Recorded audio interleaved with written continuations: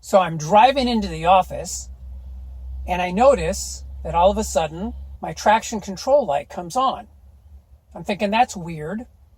I arrive at the office, park in the parking lot, then get out and see that my brake lights are on, even though I've exited the car and locked it with the key fob. So I say something's seriously wrong. I do some research in the office and I find out that there's something called a brake light switch stopper between your brake pedal and the switch, and that can go bad and they tend to crumble and fall apart.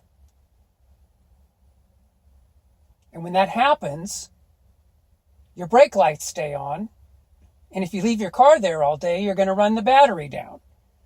So this is something that needs to be replaced, I found out, at least every 10 years. And I want to show you guys real quickly exactly the part that I'm talking about.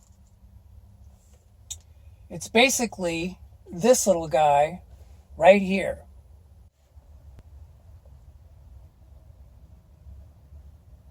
Just a little plastic part that goes between your brake and your switch. What I'm going to do right now is I'm going to get off the tripod and I'm going to show you guys exactly where this is underneath the dash. All right, guys, excuse the camera shake. You can see the pedals here.